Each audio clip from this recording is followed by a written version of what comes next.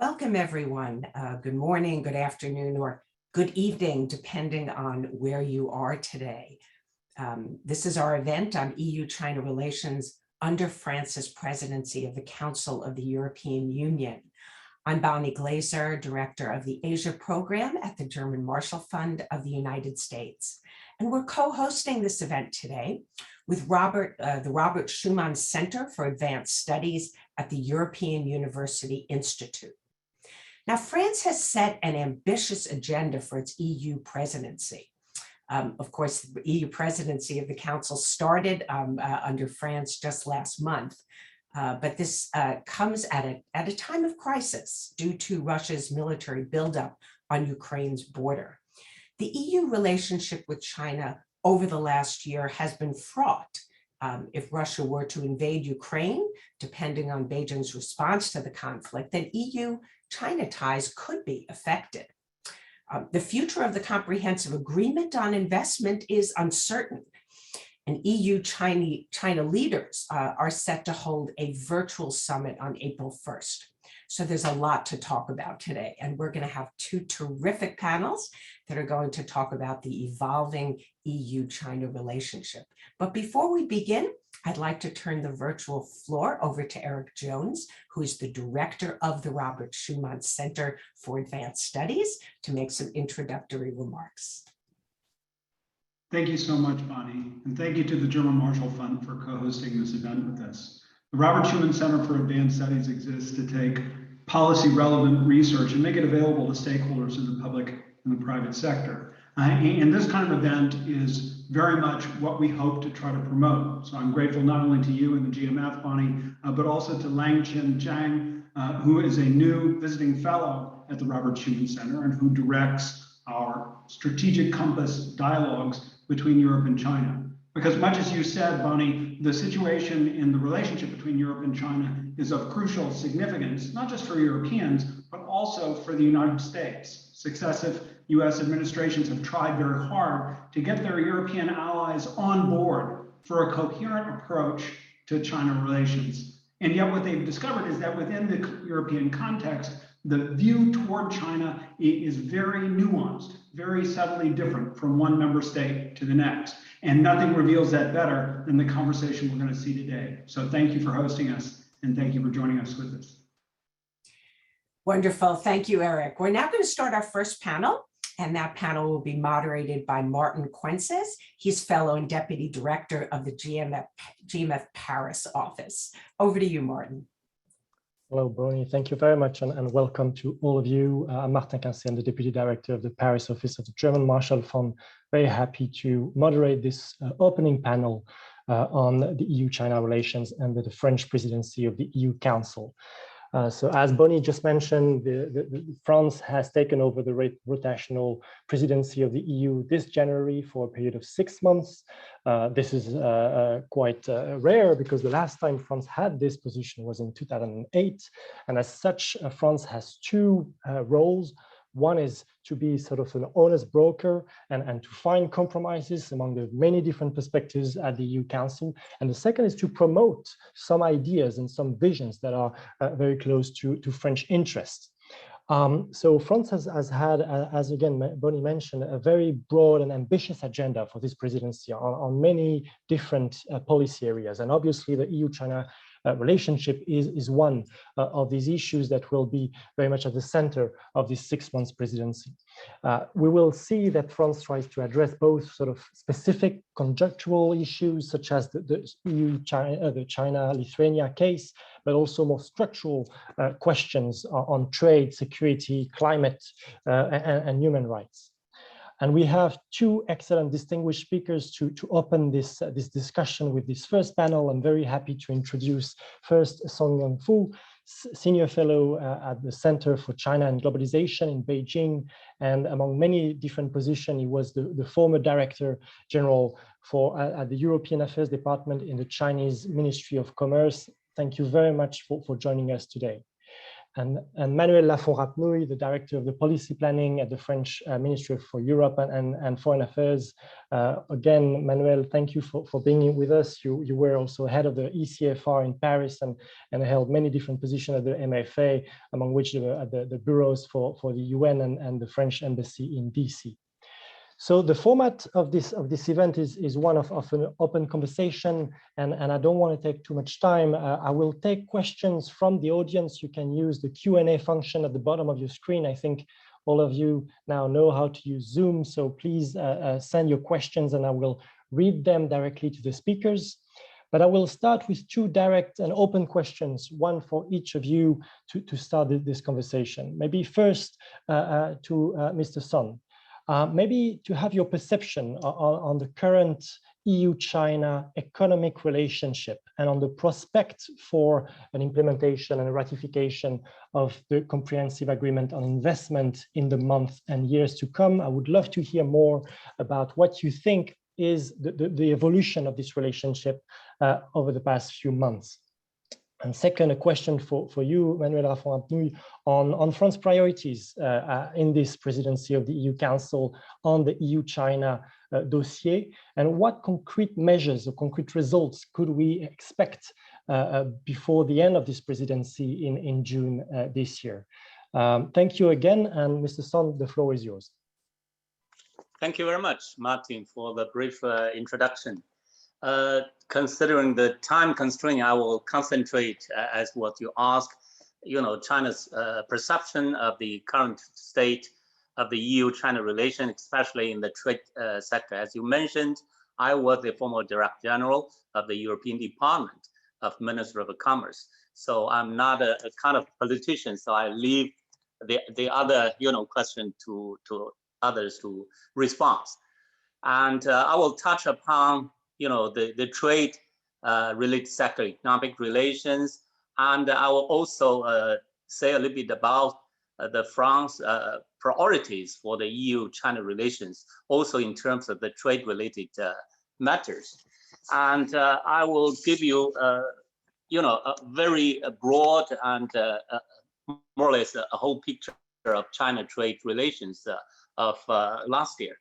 Actually, generally speaking, the freezing of the CAI doesn't impact too negatively to the bilateral trade relations. We can take the trade figures of last year, for example, and the bilateral trade of last year. What I mean is 2021 is $828 billion with increase of 27.5%. So that's quite impressive. And the export from China to the EU is $518 billion with the increase of 32.6%. And our import from Europe was 310 with the increase of is about 20% of increase. And the investment is also quite impressive. And the EU's investment to China is $5.1 billion and a little bit decrease, about 10% of a decrease. But China investment to the EU is $5.65 billion with an increase more than 21%. That shows the confidence of China to the EU economic development as a whole. So as a matter of fact, EU is China's #1 trading partner for about 16 years consecutive years until the year 2019 actually. Last year and the year before surpassed by the ASEAN countries actually. But there are two reasons. One is the Brexit, because UK, bilaterally speaking, is quite an important trading partner for China. And last year's trading between China and the UK was 112 billion US. So if UK remains as a member state of the EU, I believe that EU is still the #1 trading partner of China. So, and bilaterally speaking, if we take France-China's economic and trade relations, and the trade figure is also quite impressive. Last year, the bilateral trade China-France was 85 billion US dollars, with increase 27.6%. It's more or less the same increase as we have with the EU.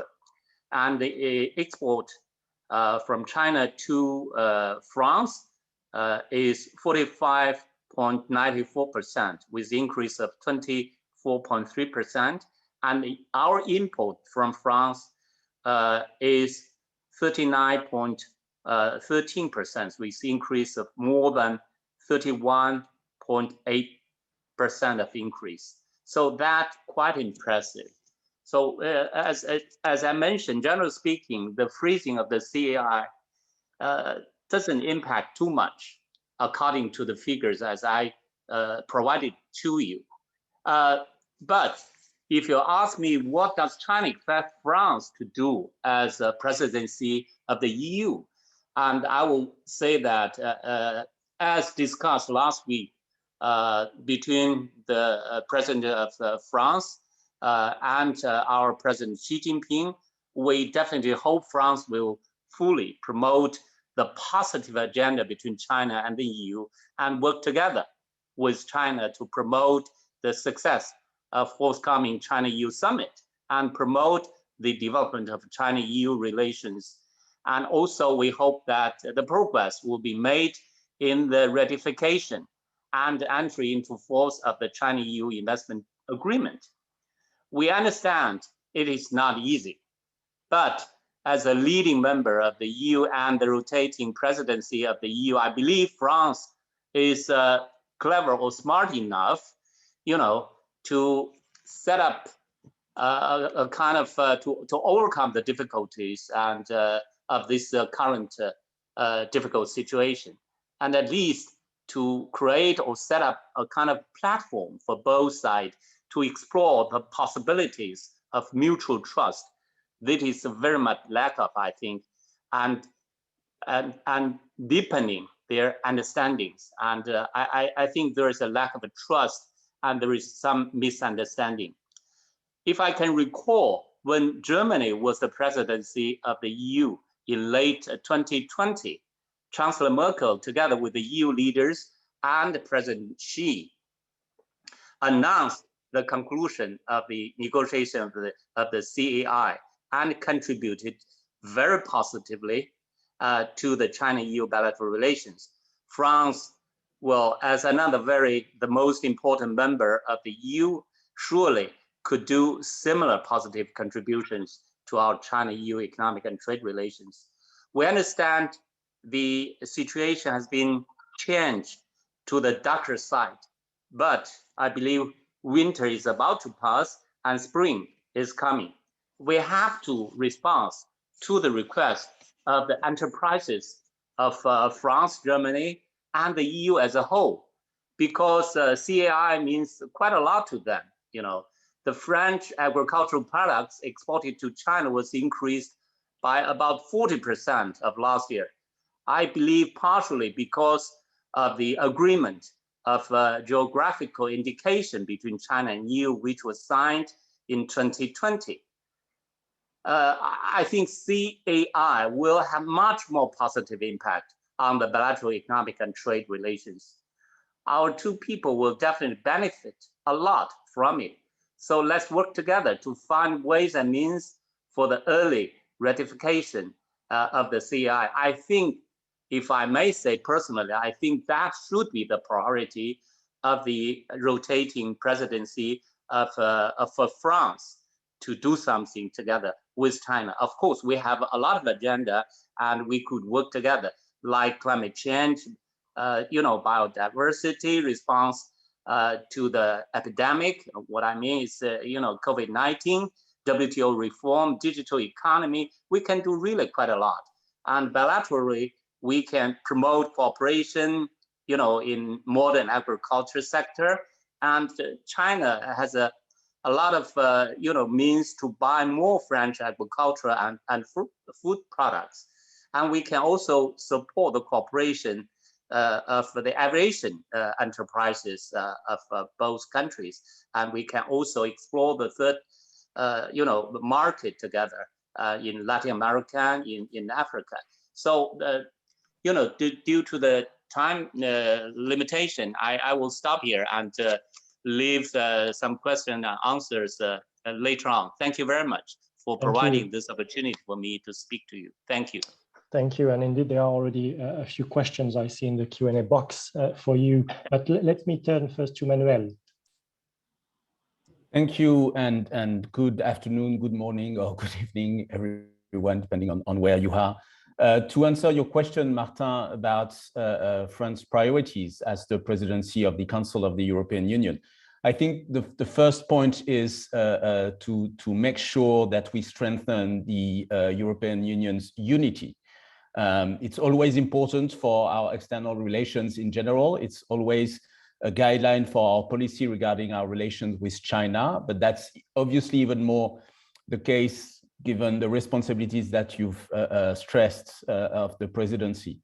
Unity means two things. It means cohesion. So the idea is to have a convergence of position. It also means solidarity. But I presume that we will discuss Lithuania in a minute. So to stick to your immediate question, EU and China have a comprehensive strategic partnership. That is a reflection of the importance that we find of working with China on global affairs. And indeed, I have more or less the same list as our Chinese counterpart, colleague: climate, biodiversity, trade, global health. I could add debt, which is quite important, international security, Iran, but also Afghanistan or even Burma.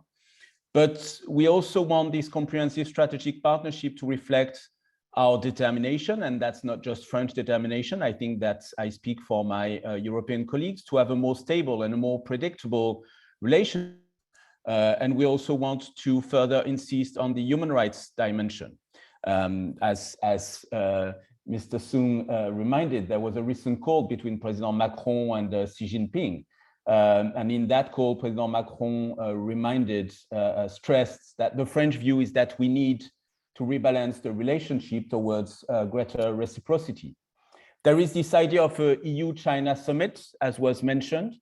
It was Minister Le Drian who underlined that this will be an opportunity to take stock of where the relationship stands, what goes well and what goes less well, and that's quite important. And also I want to add a point on the fact that even if our relation with China is not limited to Asia, I need to mention that we have broader priorities towards the Asia region, including the implementation of the EU strategy on the Indo-Pacific. And I'm saying that because tomorrow there is a ministerial forum which will be held and will focus on connectivity, global issues, and security and defense. And just a quick word, if you allow, Martin, on the comprehensive agreement on investment. It may be difficult, but actually it's quite simple. It's simple because there are two issues. The first issue is the sanctions that were adopted by China March 2021, so almost a year ago. And these sanctions targeting European institutions and members of European Parliament, as well as national members of Parliament and others, including think tanks, has become an obstacle to CAI ratification by the European Parliament. And this is something that we are conveying to our Chinese interlocutors. But actually, even without these sanctions, and I think this is a message that we have conveyed, and when I say we, it's not just the French side of the EU. There is a need for China to move on commitments that it did undertake at the time, for instance, on ratifying and implementing some of the fundamentals convention of the International Labour Organization. If this manages to be addressed, then I think ratification can be considered, but I think it's very clear that these are the two key questions that we need to address before moving towards ratification. Thank you, Martin. Thank you very much, Manuel. I see there are already a few questions in the Q&A. I'll try to sort of give you a bunch of questions together. Maybe first for Mr. Sun on the prospect for China to remove punitive trade measures against Lithuania over the coming months and overall the evolution of the China-Lithuania case. Second question on your take on the recently launched WTO cases against China. The EU filed a case against China to, and I quote, to protect its high-tech sector at the WTO last week. Whether you consider this case as a sign of a crack in the trade relationship between the EU and China. Maybe let's start with those two. Manuel, I wanted to ask you maybe your take on how the Ukraine-Russia crisis impacts also the EU-China relationship, and especially what is the understanding at the French Ministry of Foreign Affairs of the joint statement that Russia and China published earlier this month that seemed to show a closer alignment of Beijing and Moscow on these issues, and what kind of impact, again, it could have in the long run. Mr. Sun, if you want to start. I think you're muted. We can't hear you. Thank you very much. Can you hear me? Okay. Yes. Thank you very much for the question. Asked to me, and I think Lithuania is a political issue rather than an economic issue. Of course, we have some difficulties in this trade issues, and as we have with the U.S. General speaking, we have textile issues before we have solar panel difficulties with the EU as a whole, but we have a platform of WTO. So I think we can resolve this trade issues through the discussion using the platform of WTO. But the problem is that we can see very clearly the political issue has very bad impact on the trade issues.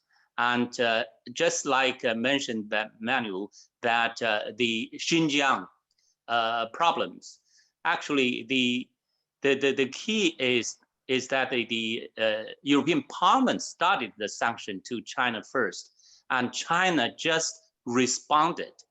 It's not China started this kind of a sanction first.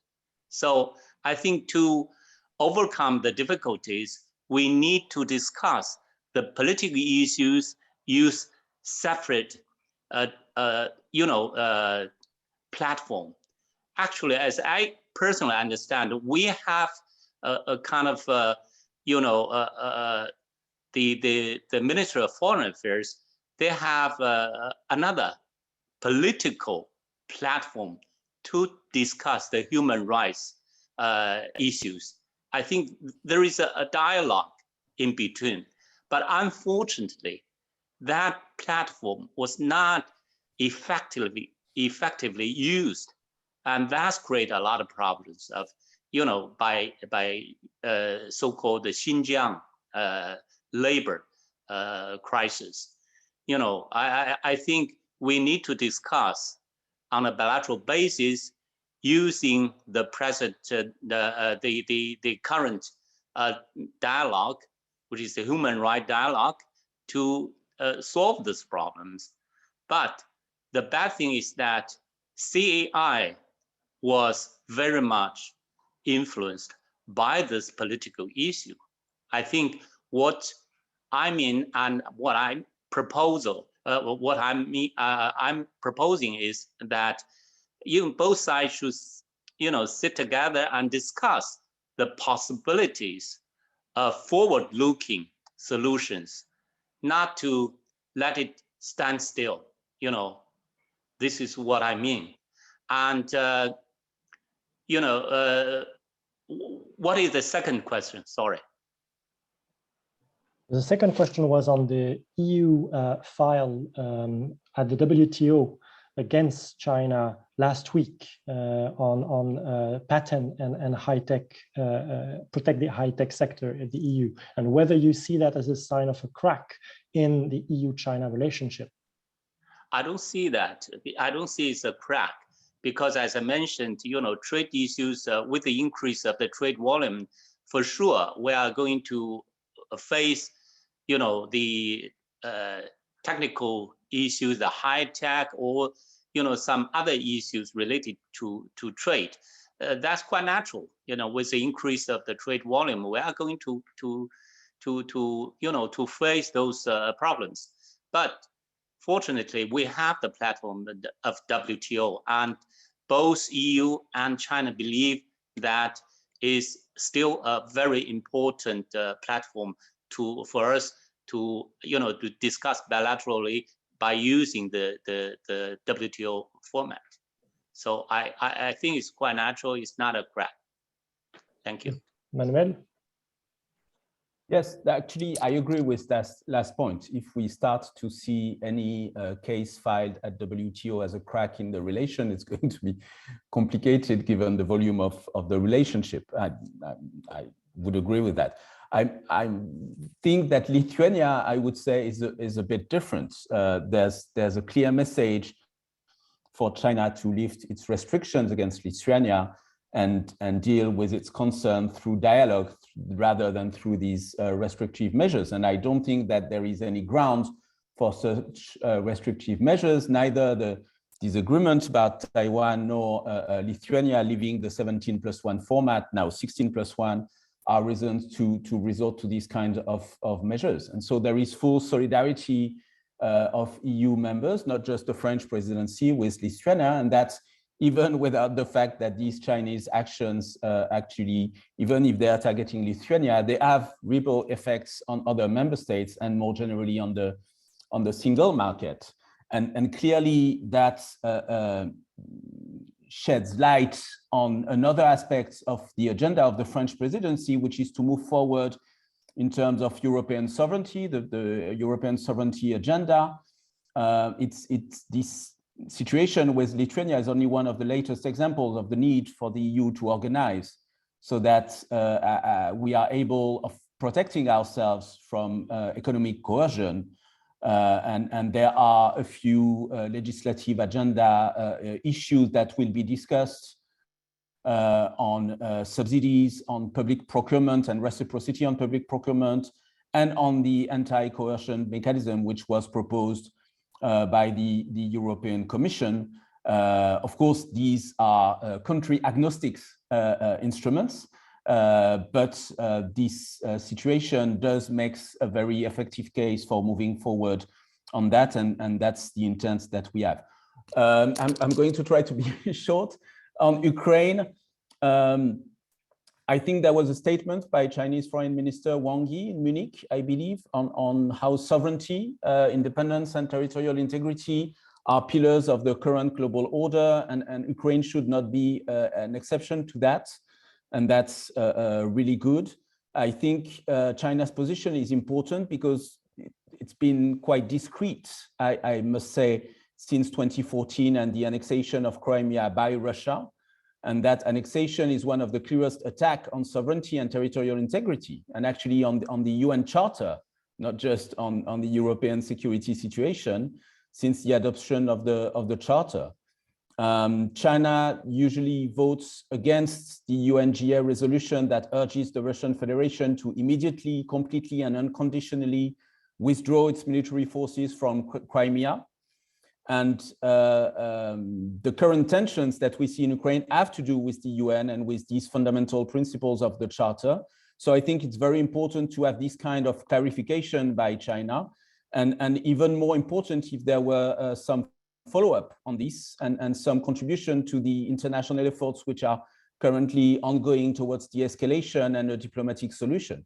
And indeed, there seems to be a good channel between Moscow and Beijing. You've mentioned, Martin, the recent Russia-China joint statement. So maybe that would be a good opportunity. I must say that in the statement itself, there is a kind of a very strange appreciation of the situation where basically it stresses the sovereignty, the sovereign rights of Russia, but doesn't say much about the sovereign rights of Ukraine. We do have an approach that do include the idea of sovereign rights, including for Ukraine, of course.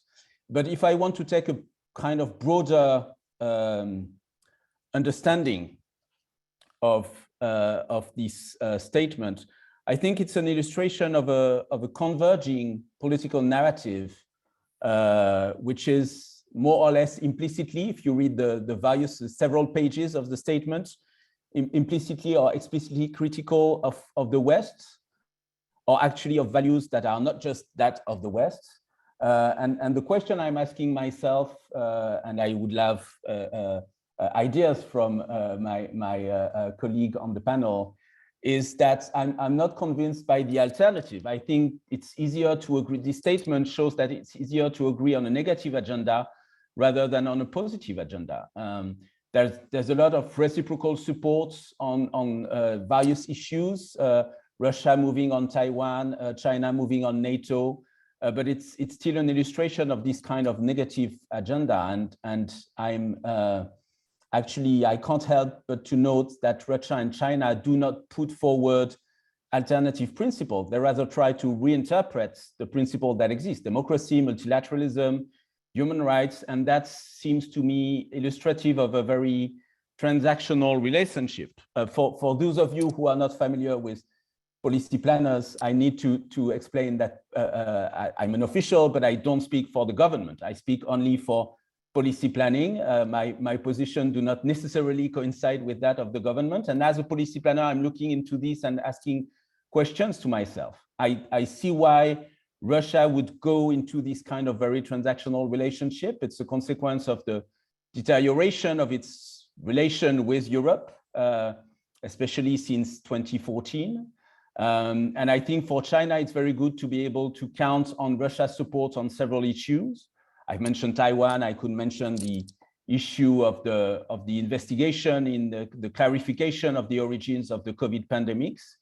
But if you look at the statements, it's actually, there's actually not much more details, and maybe even there is more caution than in the two statements from 2019.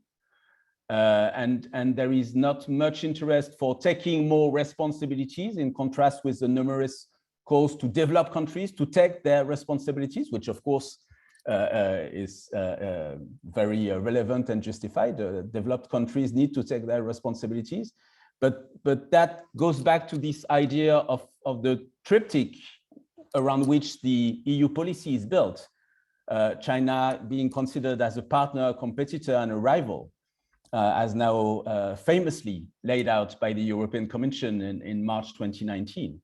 And to me, that phrase means that EU policy will depend on whether China behaves as a partner, as a competitor, or as a rival on each of the issues that we've addressed so far: trade, security, multilateral governance, et cetera, et cetera.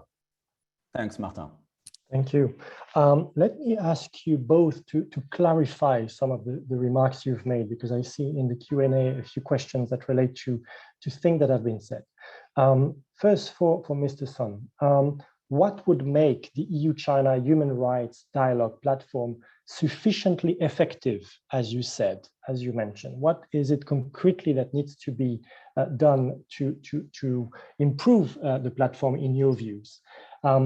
I would like also to ask you, what is your view, or at least, your personal view on the effort by the EU to, as Manuel said, to gain some sort of sovereignty and to reduce dependence on some supply chains moving out of China as companies seek to lessen their dependence on Chinese inputs? What is your view of this initiative, these different initiatives on the relationship, on the EU-China relationship? My question for you, Manuel, as well, to clarify something you said about the comprehensive agreement. on investment. Whether you believe that it would suffice that China ratifies the core ILO conventions alongside dropping sanctions on EU officials, so that France would back ratification of the comprehensive agreement, or would it need to have a more deeper discussion on human rights violation and on the situation in Xinjiang? Maybe first, Mr. Song. Okay, thank you very much for the question. First, the human rights dialogue, China and EU. Actually, I'm not in that kind of a group. Our friends from Ministry of Foreign Affairs, I believe that they are in that position to answer more properly of this.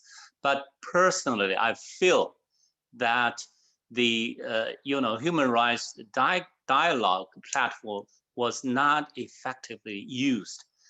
So I think at least right now, we need to explore the possibility to sit together and discuss what the issue behind and what the way out possibly to be accepted by both sides.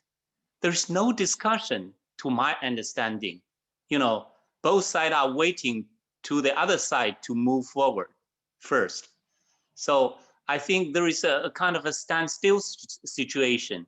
It's this cannot solve the problem. So as a presidency of the EU, Council, and I hope that France could do something. Ask both sides to sit together and using the platform of the human rights dialogue, to sit together to discuss first. If there's even no discussion, how can we really, find a way out? I personally, I think in the short run, I'm not that positive, and because I don't see that they are discussing it. They are not using this platform at all. So that's my personal view. Concerning the production chain and the value chain, for example, I think it could be natural, because demands and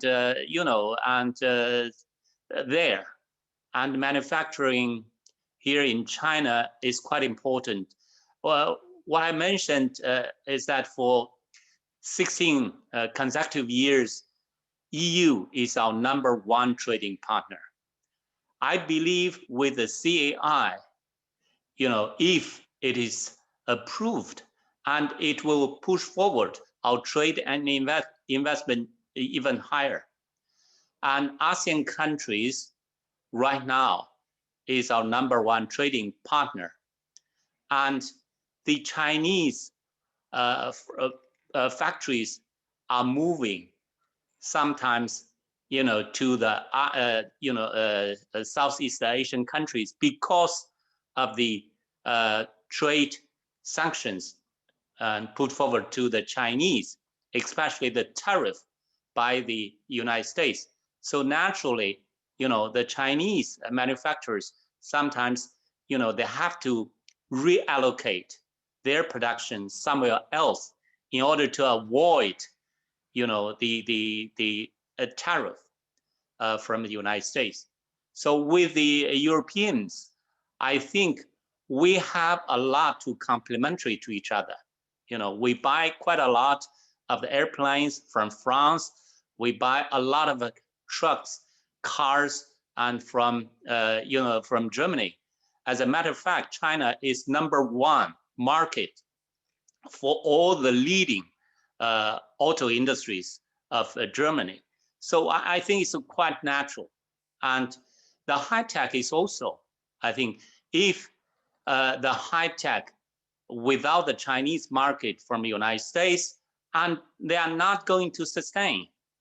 So I think the production chain and the value chain and should be naturally grow as we provide from both sides. I mean, the government provide the good conditions in trade, in services, and in the investment. So Chinese is going to open even wider, as President Xi mentioned. So I think there are a lot of opportunities for China and EU to cooperate in order to promote the the bilateral economic relations. Thank you very much. Manuel? Yes, I would agree on the need for further and broader dialogue. And if we want to have a balance between the three dimensions of the relationship, partnership, competition, and systemic rivalry, we need this kind of dialogue, but also to address the disagreements and differences that we have and to move further on the convergences that we have. So it's good that we will have these virtual summits. There will be preparatory work towards the summit, which will provide for more dialogue. There are phone calls, as we've discussed. On ratification of the CAI, actually, the assessment of the agreement that we reached in December 2020 is that it provides for a better balance for the EU in its relations with China. If you look at the provisions of three EU priorities, market access, level playing field, environment, and climate, the idea of government is that this is an improvement. So the reason is, that's the reason why we should move forward. Right now, the reason why we can't move forward is, as I mentioned, these sanctions adopted against targeting European institutions and European MEPs and others, but also the fact that the spirit of the treaty supposes that China moves forward on its commitment, including on forced labor, which is one of the fundamental conventions of the International Labour Organization that are referred to in that text. If that was to happen, I'm not in a position to say what is going to be the French government decision or the EU government's decision, and even less the European Parliament. But clearly, these are the two major roadblocks that are being discussed now.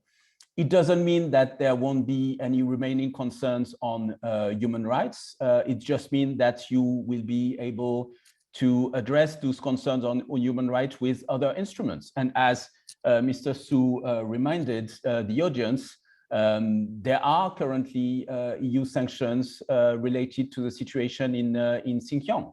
So there is no reason why you can't move towards ratification of the CAI to further the economic relation, and yet make clear where you disagree on the situation of human rights. And I'm saying Xinjiang, but I think another area of attention for the EU in this semester will also be Hong Kong, for instance. These are part of the dialogue. It's very clear for both sides that this is on the agenda and this needs to be discussed. And the idea is to be able to behave, as I said, as the European Union has said now for a while, as the US itself is saying quite often, to behave based on the idea that the relationship with China is based on these three different dimensions. The dimensions where you partner, and it's important to be able to continue doing that. The dimension where you compete economically based on reciprocal and rules that ensure some level playing field, and the issues on which there is systemic rivalry. There is a difference in terms of values and principles and how we see things and the decisions that we make based on these principles. If I may add a word, the sanction should be stopped not only from China but also from EU as a general speaking, because it's EU Parliament started this sanction to China first, and China just responded.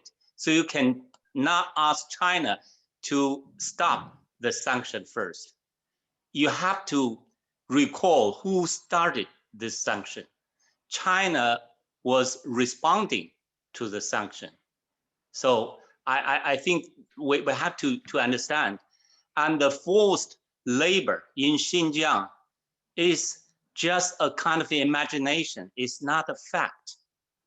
the population of Xinjiang is increasing dramatically. If you see the forced labor, you have to give some example. The fact, is not created by the Western media. You can go to the field, you can go to the Xinjiang to see with your own eyes whether there is a forced labor or not. Maybe let's... I'm not saying that there is no human rights problem in China. There are human rights problems everywhere, in the United States, in Europe, including in France, perhaps. So we need to solve our problems, but we cannot create some situation which is not there at all. Thank you.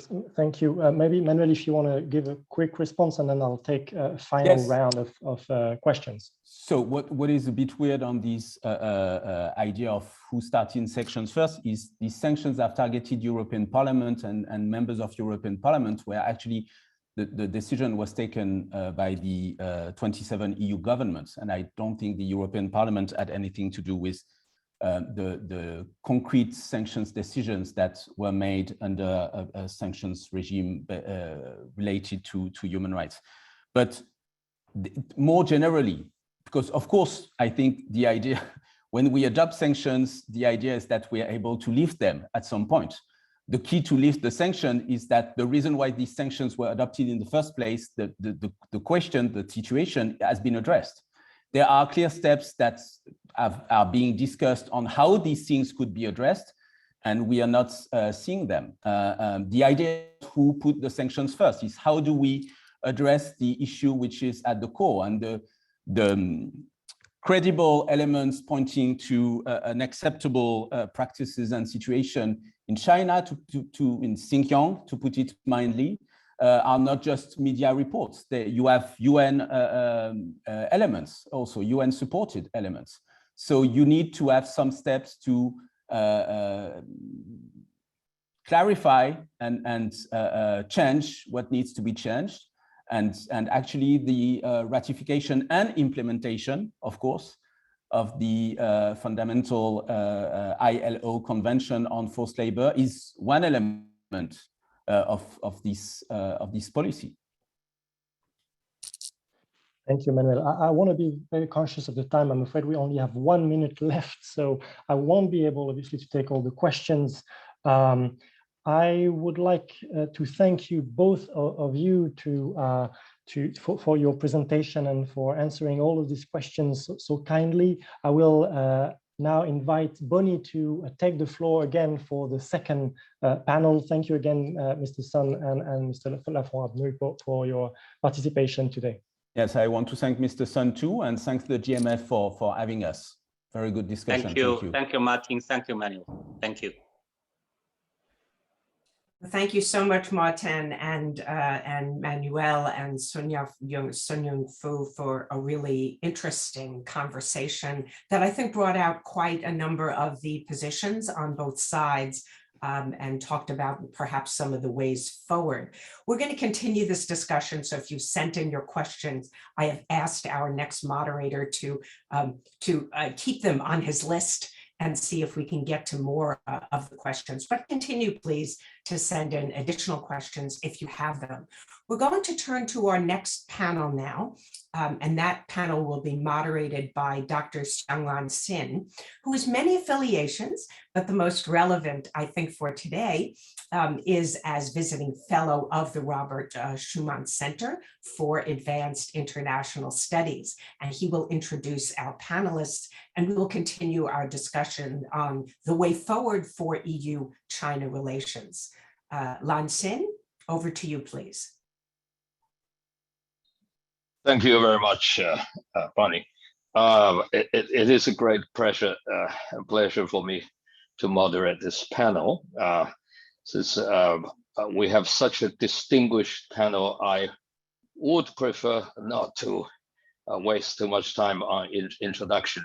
Many of them are my old friends and know each other, or you all know these the leading experts. No Barkin, of course, I only know recently, so I think he's American, based in Berlin, and he recently emerged as a leading commentator, which I read avidly every issue on watching China from Europe, which is very, very good analytical piece. I don't always agree, but I'm, always appreciate his perspective on this. Of course, François, Alice, these are the French establishment, so I don't need to give every detail of the bio. You can read it. So let's get straight into our discussion. Our format is I let each of them to give about 4 minutes or so, just lay out some points. Then I'll ask one question from my perspective, then we can have a discussion. Okay. François, can you start? Yes, I will. Thank you very much, Lansing. Good to see you. Good to see Noah. Good to see Alice and everybody. I have major construction work just outside my window. I hope it's not interfering. I can only hope. Look, I've listened carefully to what preceded. And of course, I'm French. If the French presidency is in charge, it's bound to make overtures. It's going to be diplomatic. It's not going to repeat every day that things are going bad. And I see that Mr. Yongfu gave a very positive tint. I'm there more as a European pessimist on the way the trend is going, and I will use trade as an example. We denounce almost every day the Trump presidency commercial actions vis-a-vis China, and the mantra is it achieved no result. Well, in 2017, the US trade deficit with China officially was $375 billion. Admittedly, it hasn't shrunk much. In 2021, that's US data, it's 355, 20 less. In 2017, the EU trade deficit with China was $143 billion. Last year, it's the last year for which the EU, which is perennially late, publishes statistics. It was 183. My figures don't agree with Dr. Sun's figures, because just the way he's reported exports and imports, his balance is impossible. Most people today put it at 245 billion euros deficit, which is a big rise. This is the way things have been going. We've talked about the auto industry and the marvelous market for German automakers. The truth is that a lot of the trade deficit this year in Europe has been made by machinery for cars, stuff around batteries and electric engines, and parts and components for cars. And that precedes, of course, the coming wave of exports of cars to Europe. I'll say no more about trade. I would rather get into the dynamics of the situation. And the dynamics is odd.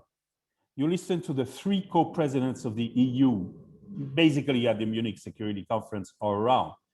They, in geopolitical terms, point the terms in starker terms at China than they have ever done, the three of them. It's very striking. Contrasts, of course, with the behavior of the French presidency right now. I think this embodies a bigger contrast between what happens at the EU level, where China has essentially given up a lot of opportunities and chooses to concentrate instead at the bilateral level, formerly in Germany, now for 2022 in France, and the member states. And this gap is enlarging behind some declarations, behind some stands on values, which even the stands on values have varied colors. The gap is enlarging. This is preoccupying to me. What has been happening concretely? We have collectively taken more economic defense measures than ever, and we haven't finished. We still have the subsidy issues, subsidies from third parties outside the EU. We have the anti-coercion instrument, and that is becoming pretty divisive among member states, even before Lithuania. And that's the part where the EU has been effective, but it's the part where we don't ask China's opinion. It's the part where we move by ourselves. What strikes me, in spite of the good talk about, whatever we re-engage, say, I heard the proposal to create a human rights dialogue. I'm sorry, China cut it off. And I hear that recently Xi Jinping proposed 5 dialogues, on the margin of the EU-China summit. I didn't hear that human rights was part of it, and I have been very surprised. In fact, let's get real. The issue about Xinjiang is not who sanctions who, it's what's happening in Xinjiang. It's a basic issue, and it's not only about forced labor. I don't have the exact term to qualify it. I know that several parliaments in the US call it genocide. I'm more of the opinion that these are crimes against humanity, but that's not a small qualification. I'm sorry, it's an issue. We can't just say, things will get better. Furthermore, China destroys its own argument in 2 ways. One, because it say, hey, okay, we don't have time, but we're investing more into the EU, and our trade is going better.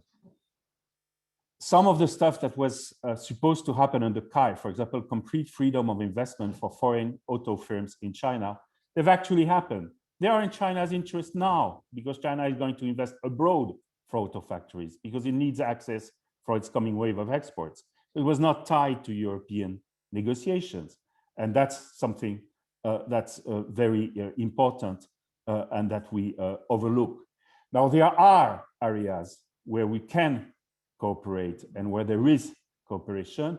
The French, it is true, regardless of the EU presidency or the 6th semester of the EU presidency, have been pushing a lot for those areas that remain where stuff can be achieved with China.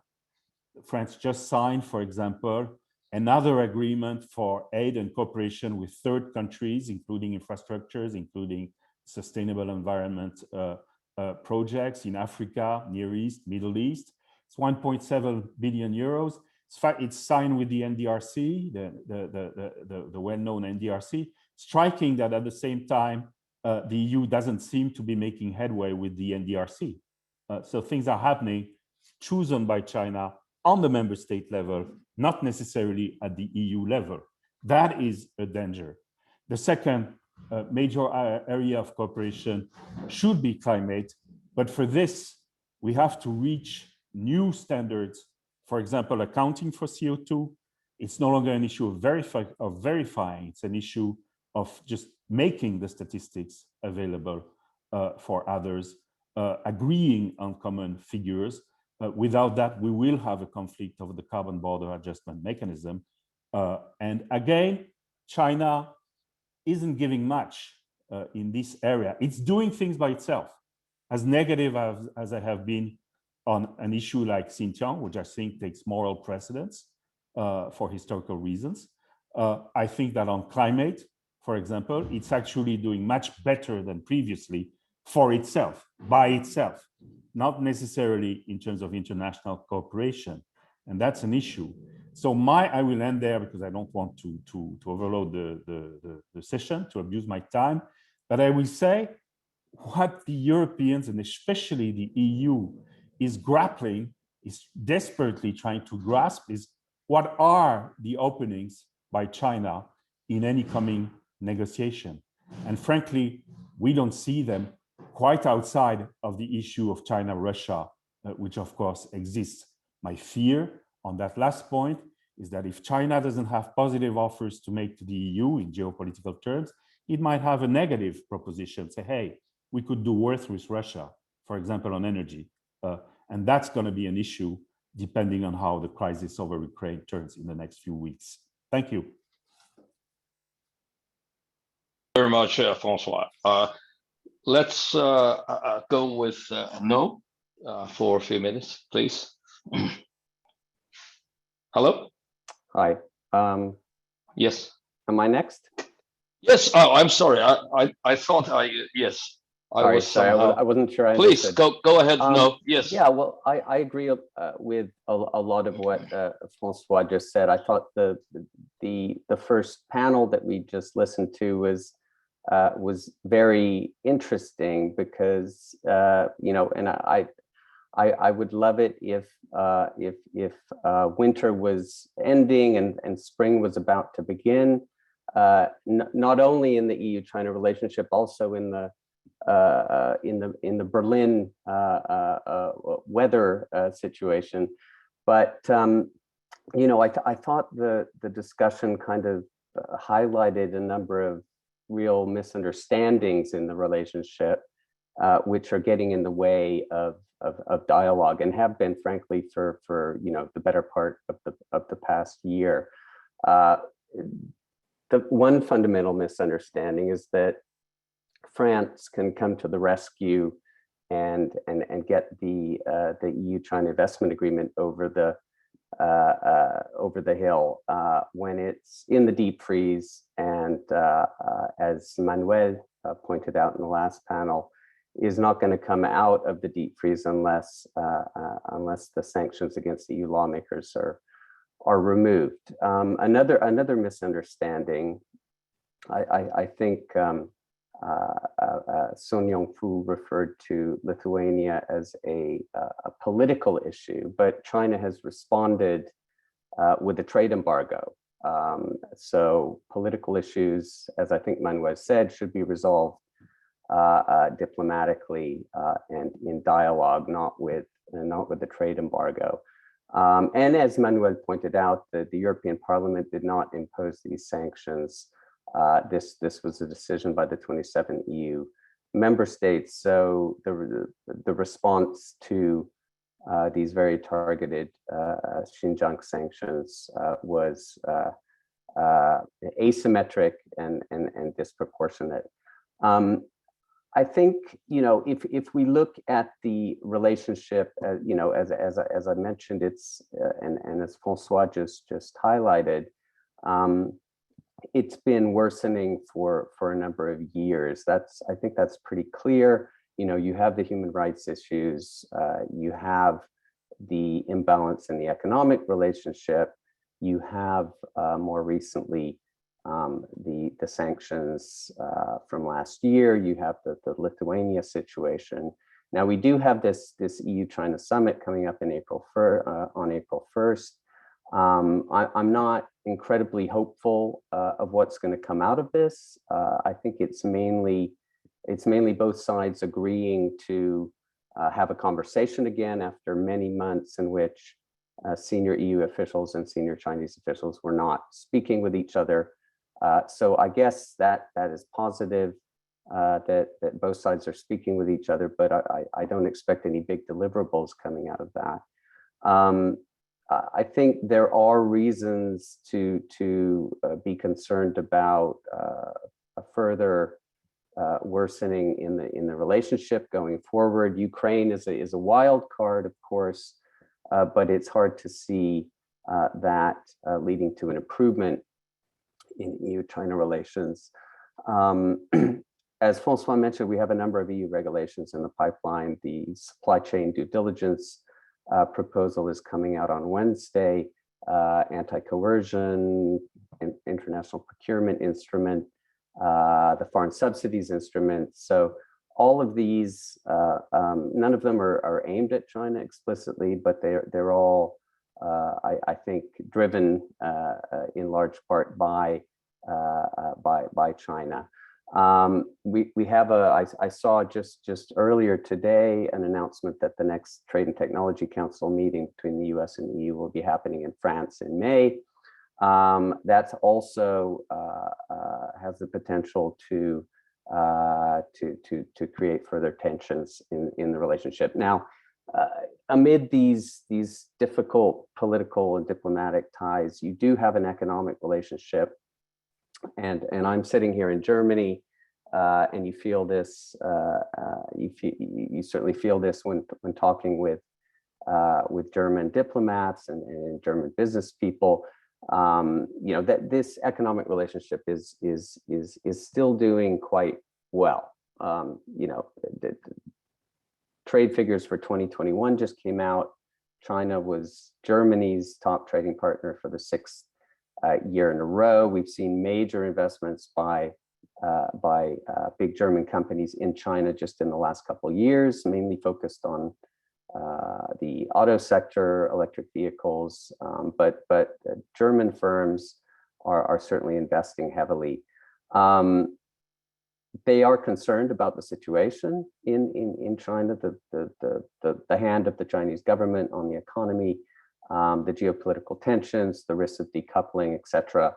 And they're they're not pulling out though. They're doing their best to adapt. They're becoming more Chinese, so to speak, appointing Chinese nationals to run their operations in China. Fewer expats in China, and that's been accelerated by the pandemic. Relying on local supply chains in China for producing in China for China. And I think this tension between a still fairly a robust economic and business relationship and the political tensions, these tensions between these two aspects are only going to increase. And I think the Lithuania situation is maybe a sign of what's to come. And I think Europe really needs to think about resilience, about diversification. It is thinking about this, I think, driven mainly by Brussels. I worry sometimes about some of the other big capitals, whether they are thinking as much about this as they should be. I think the Ukraine crisis is a bit of a wake-up call, because Germany is heavily reliant on Russian gas. I think in the past, the view was Russia always delivered gas throughout the Cold War, that this interdependence was a positive thing, that it prevented a conflict. But we're seeing Europe reassess that now. European Commission President Ursula von der Leyen at the Munich Security Conference said, we are now looking at alternative energy sources. And this is a real vulnerability that we have. China is not Russia. I think we're all clear about that. But it's clear that Europe has some dependence issues with China, and these are increasingly being seen as a vulnerability. Just to conclude, because I don't want to drone on too long, the German Foreign Ministry is in the process of the early stages of putting a China strategy together. And I think once the French election is out of the way, it would be good for Europe to have a more forward-looking debate about China, including how we can move forward, how Europe can move forward in dialogue with China, cooperating with China. But that is proving very difficult right now. I think Europe at the moment is very reactive. Of course, it's the Russia crisis is sort of sucking up a lot of bandwidth. But I think certainly the big member states right now, and sitting here in Berlin, I do fear that there is not enough forward thinking going on about the relationship.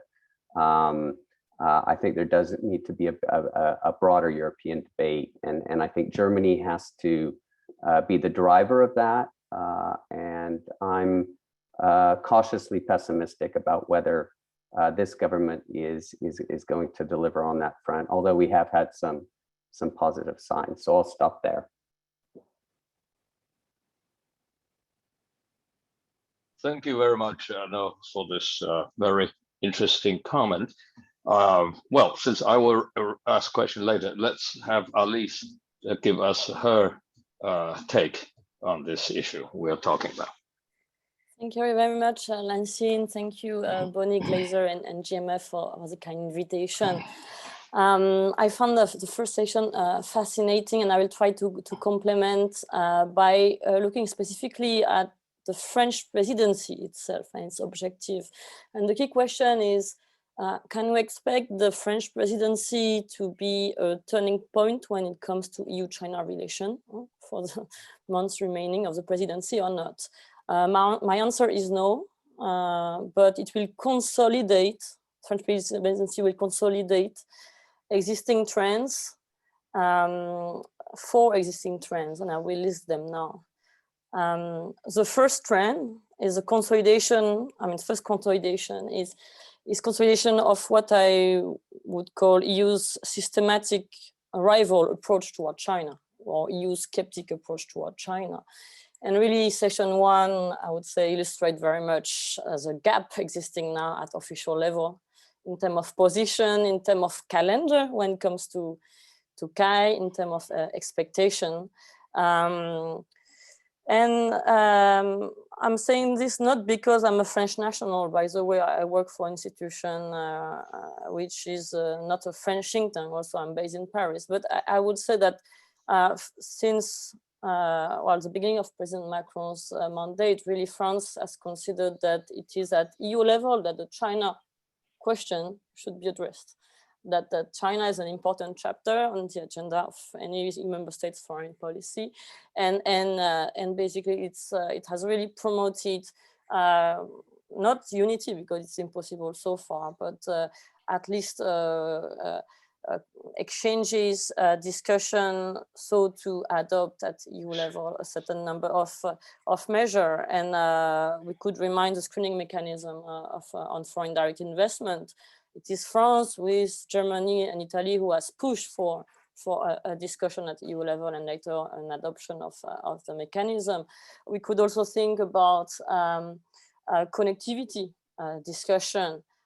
France has promoted, among with other EU member states, a discussion, strategic discussion about geopolitical and security implication of Belt and Road Initiative, and this indirectly has generated the birth of a connectivity plan for Europe-Asia in 2017, and which was a baby that gave the bigger grow-up child that is now a global gateway.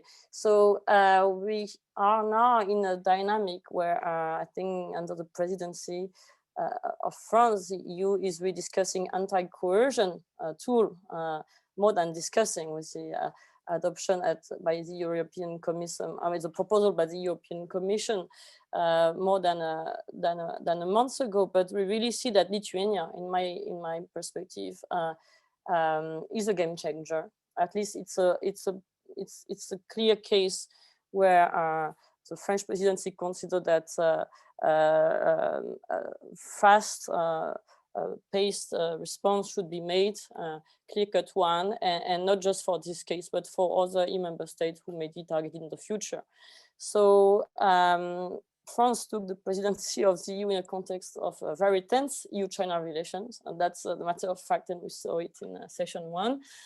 And the case of Lithuania has accelerated, I think, some of the tools that were on the agenda, accelerated the adoption, the proposal for the adoption of this tool.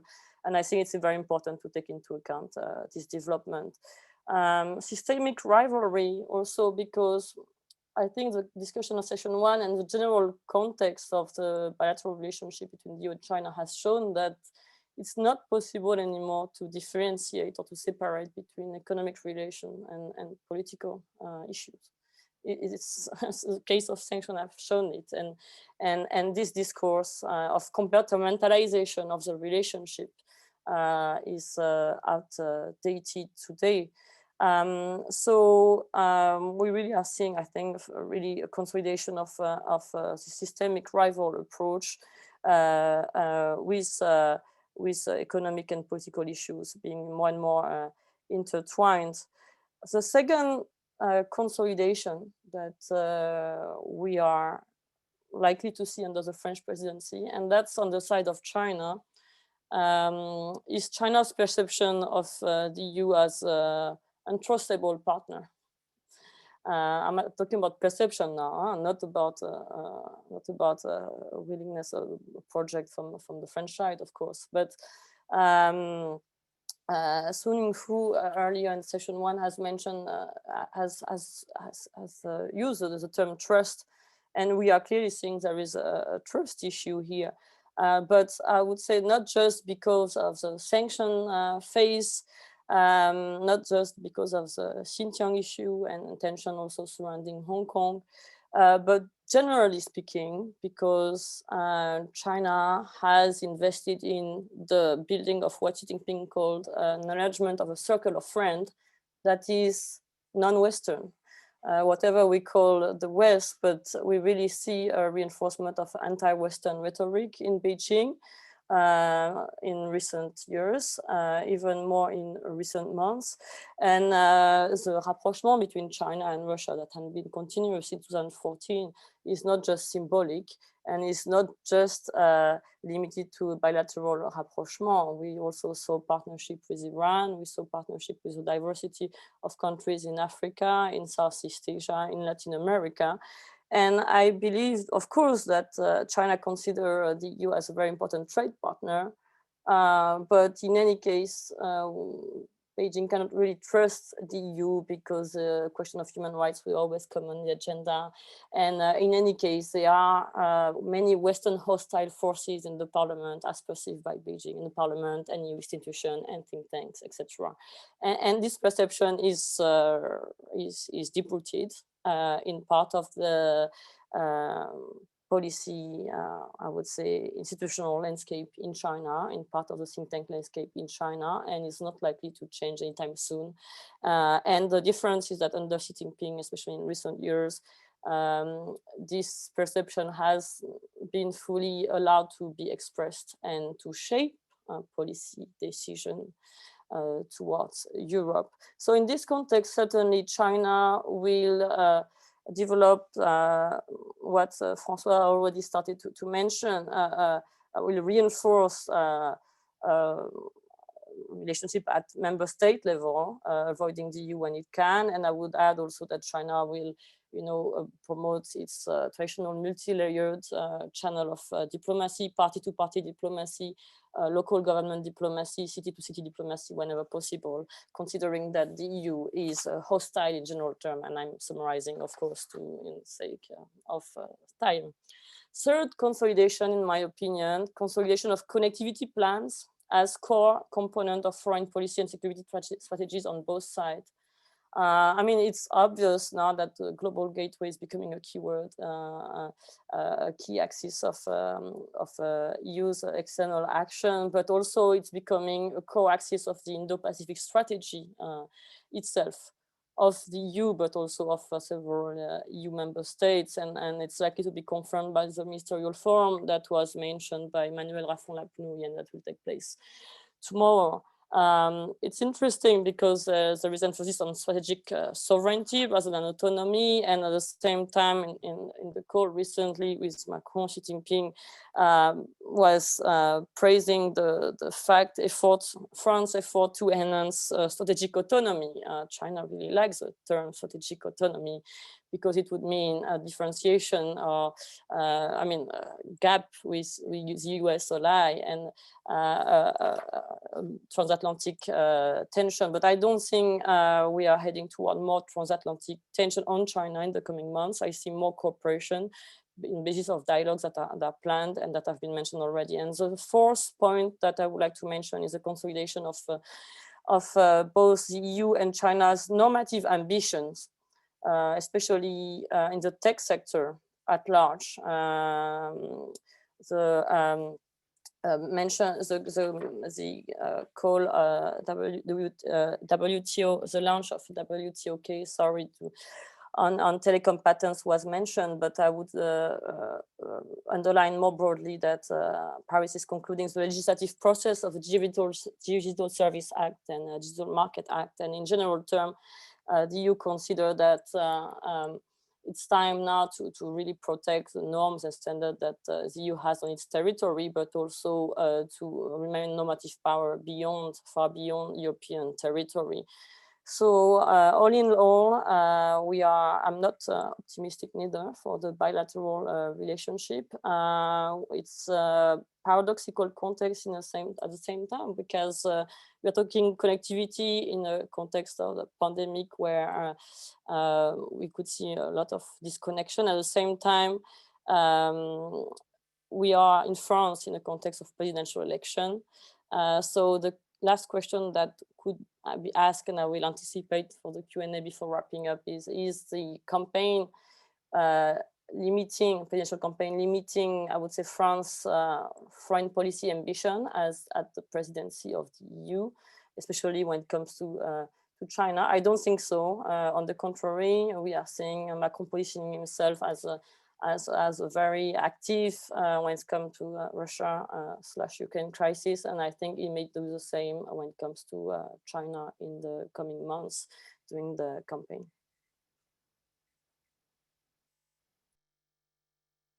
Thank you very much, Alice.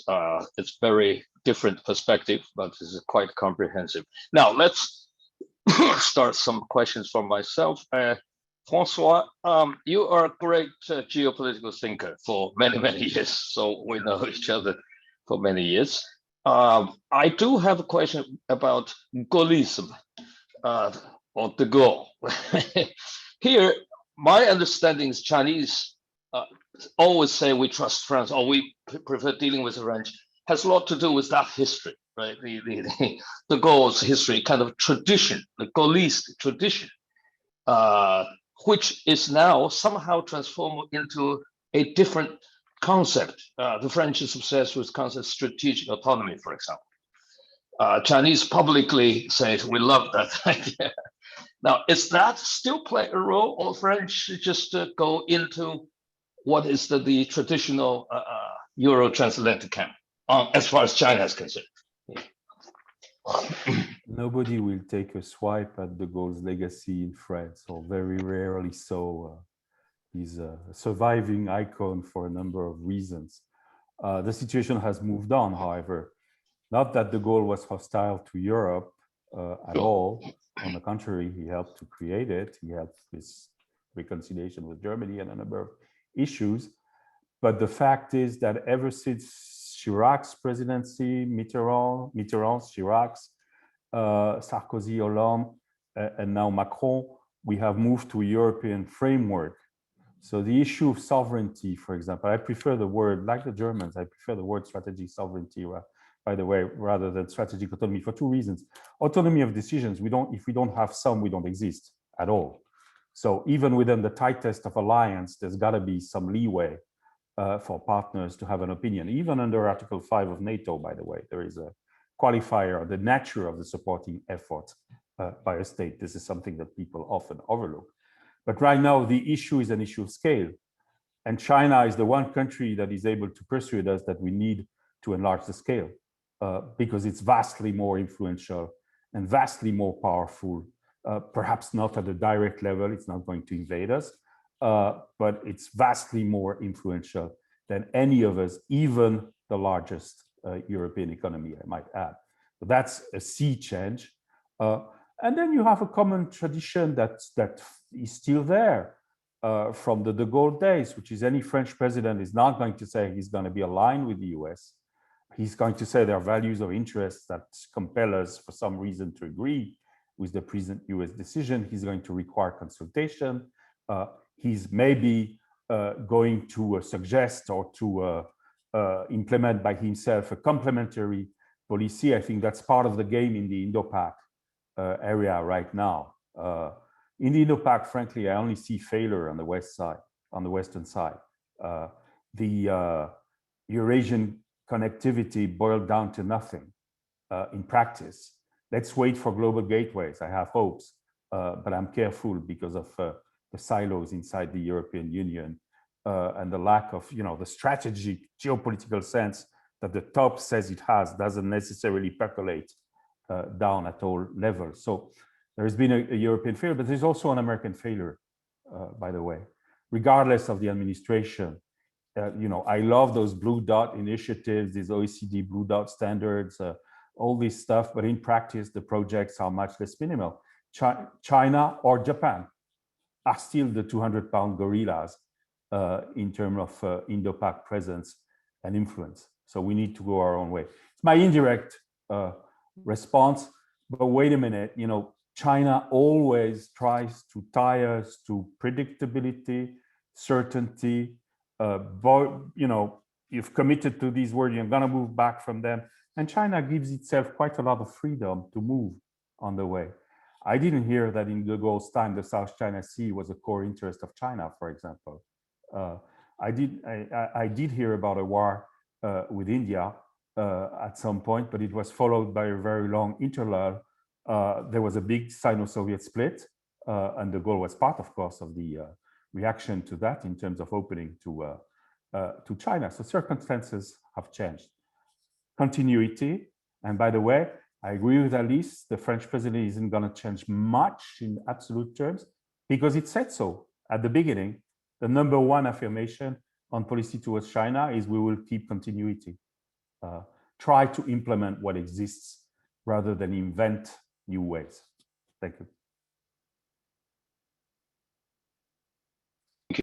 Thank you very much, François. It's very, very penetrating argument here. Now, for Noah, you mentioned quite a bit, since you're sitting in Berlin, you're watching this crisis of Nord Stream and so on at close range. I just have one particular question about Ukraine, because there is a tendency in the West, US in particular, to directly actually link the Ukraine problem with Taiwan problem.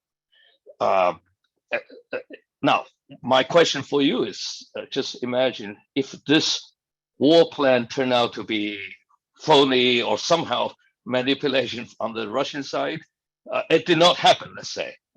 Nord Stream will continue, but how the Taiwan issue will fit in this European overall thinking? Is that what changed that attitude, saying maybe we need some contingent plan? Because I heard each panelist talking about competition, cooperation, and rivalry. My sense is all of you seem to be inclining towards rivalry so far. That's my sense about it.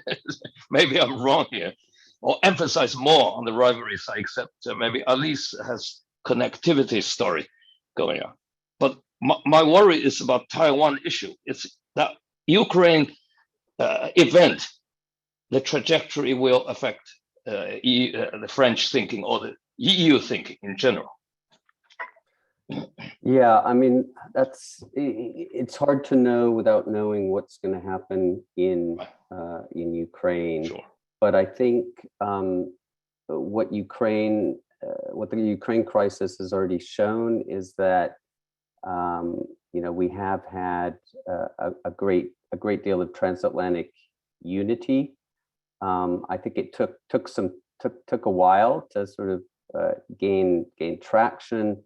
But certainly, if you look at the transatlantic, the conversations that are taking place on a daily basis between Macron, Biden, Scholz, the people in European institutions, I think that has shown that the EU and the US, Europe and the US can work together. And we have to remember there were big questions about this coming out of the Trump administration, and then we had the debacle in Afghanistan and AUKUS, which was more of a US-French issue.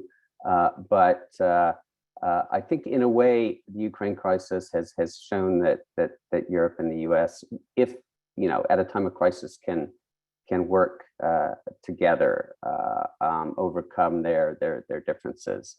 On Taiwan, I think ironically, I think the Lithuania situation has made, and I see this here in Berlin, where before the election, there was a big debate about Taiwan in the European Parliament. European Parliament came out with a resolution requesting that the European Commission pursue bilateral investment agreement with Taiwan, that it ramp up relations with Taiwan on a number of different levels. And there was a reflection here in Berlin, the expectation that Taiwan was going to be a big issue for the next German government.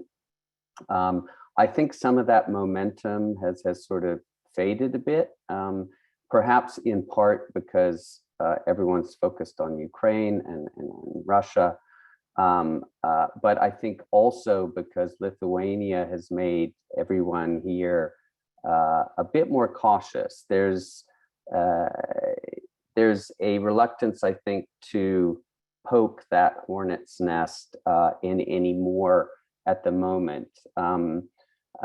So I don't think we're going to have my impression is that we're not going to have a big debate about Taiwan within Europe. I think that really is overdue, and I think the Ukraine crisis is perhaps partially a reason to more of a reason to think about this. But I don't see that France, as EU president, is pushing for a debate about Taiwan. I don't see Germany doing this. I think certainly in the European Commission, there's a real reluctance to even think about a bilateral investment agreement with Taiwan, so I think, although I think there should be a real debate within Europe, because I don't think that has really happened so far. I think I'm not very optimistic that this is going to be a big issue in Europe in 2022. Thank you very much. Thank you very much. I just want to clarify what I referring to about Taiwan. I think Chinese are watching Putin's playbook very closely. That's what I would be interested to see if the Europeans also watching that parallel. I mean, Ukraine, Taiwan. Okay, I heard from you they are not quite in there yet. Now, for at least I think since you mentioned quite a bit about the connectivity issue, I happen to be tomorrow. I have online with the coordinator of connectivity, OSCE coordinator, one-on-one panel.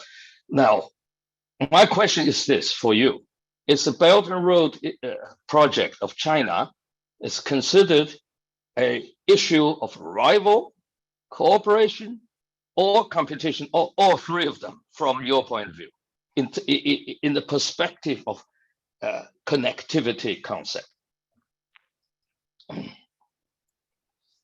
From my point of view, I mean, it's not so interesting to share my own perspective of the BRI, but I can reflect the discussion from that we hear among EU member states and also in Brussels. Clearly, BRI is perceived as a challenge since many years now. I mean, it's not a scoop, and I'm not disclosing a secret here. Since discussion about debt, from cases in Sri Lanka to others closer to Europe, on the European continent in Montenegro. Whether you label it as a debt trap or not, it has generated discussion in Europe that is long-lasting. And already before that, and I could see also in the French debates, if I remember well, 3 years ago in a conference to the ambassadors, Emmanuel Macron labeled the Belt and Road Initiative as an hegemonic project. So, I mean, you had a perception here.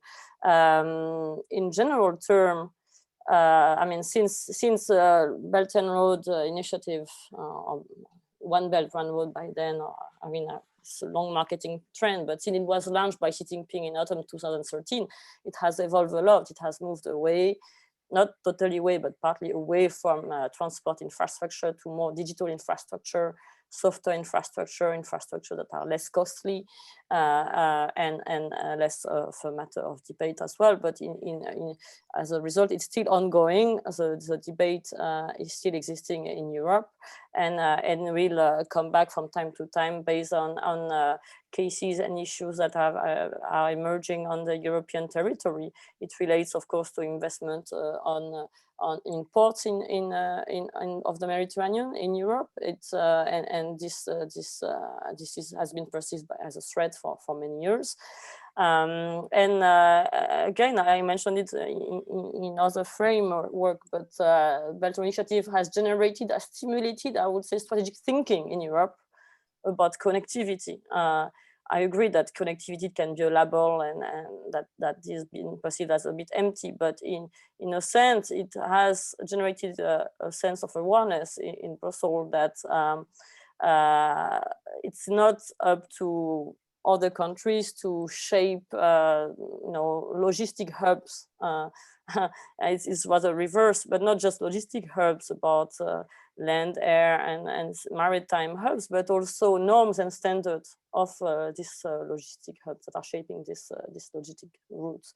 So in the end, I think, even if it's less known today, but projects are emerging from the Global Gateway envelope, which is at least financially supported to a great extent. We will see more. We are still expecting concrete outcomes of EU-Japan connectivity agreement and EU-India connectivity agreement, especially in the digital sector. But to be sure, it's a priority of the French presidency. It's a priority in Brussels at various levels, and I'm quite confident that we will see more projects emerging in the future. But from my analytical perspective, we are seeing now rival connectivity projects because trade and tech tension between the US and China and broader sense, US and China and several European countries is long-lasting, and it prevents consortium building at various levels. So in a sense, if you want to build joint, I would say, smart ports in a third country between, it will be difficult for companies sometimes to work in good condition and good intelligence just because of the current geostrategic context at stake. So more and more I see networks of telecommunication being decoupled with parallel network being developed, submarine cable, satellites network, in addition to land, maritime, logistic route. This is already emerging, but we are seeing this more and more. And connectivity frame, whether you frame it BI on one side, Global Gateway on the other side, Blue Dot Network before and renamed after, all in all, this will be difficultly compatible, or maybe American and European connectivity project will be more and more compatible and will fuel further transatlantic cooperation. But I don't see this as a basis, connectivity as a basis to reinforce or to stabilize EU-China relationship at this point in time, necessarily not in the digital sector. Okay, thank you very much for your discussions. Now we are moving. We still have some minutes, couple of questions from the audience. One question about China's uncertain regulatory environment in recent, months or recent year, I would say. That is the Chinese policy dealing with high tech, with all these very tough regulatory laws and decisions that's made. What is the EU? As the EU has any, under French presidency, do you think has any specific measures? Any of you can answer this. Yes. I can try, but yes, please. I think the main accent by the French presidency is quite classically on multilateral standards, on trying, and it emphasizes this, especially there is a joint communique on cooperation between France and China, which it is easier to find it, by the way, on the Chinese embassy website in Paris by Googling it in English than on any French website. Oddly, it's about 10 pages long and it's worth reading. And a lot of it is hopes being formulated in the China moving forward on the WTO rules and standards and processes. For example, it does mention digital issues as well. But fundamentally, I think we have a problem now because we have two different ways of dealing with the fragmentation, the risk of fragmentation that Alice talked about, and which is real. I think we, for example, that's another question that's in the chat box. We do emphasize some form of digital sovereignty. The Indians do too, and the Chinese do too. And of course, it can be interpreted as, getting some independence or autonomy from US firms. In fact, it's interpreted in very different ways. In Europe, it means locating servers, but it means essentially using cooperation, technical cooperation and economic cooperation with a lot of US firms and others, but it's not exclusive. In India, it's hesitant. In China, it's about complete self-reliance. On digital privacy norms, for example, there are common points between the EU and China that are emerging. China is more sensitive to competition. That's why it hits at the big guys, something you were mentioning, fencing, the e-platforms and so forth.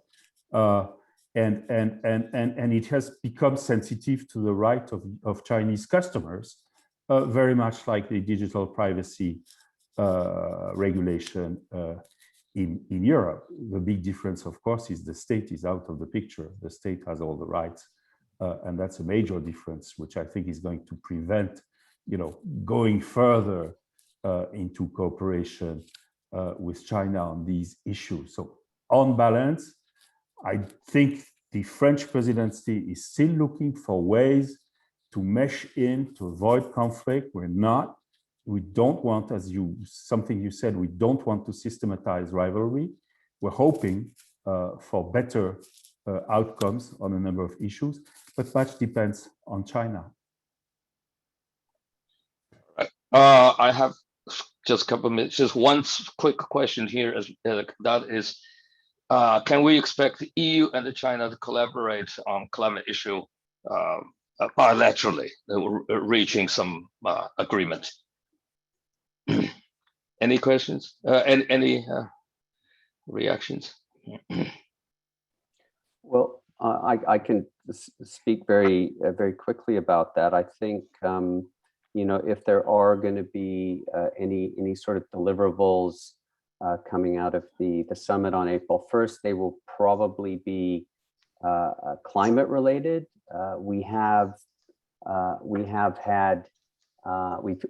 We've seen communication between the EU and China on climate issues. I think we've seen that continue, and it's been simply at a higher level than on any other issues. I think trade, as we've talked about, we're kind of stuck at the moment because the CAI is simply not going to get ratified in the current environment with the sanctions in place. So I think the EU is looking for areas where it can talk to China. Climate is an obvious one. I think the U.S.-China joint statement coming out of COP26 was certainly positive, that the U.S. and China could come together and issue a statement like that.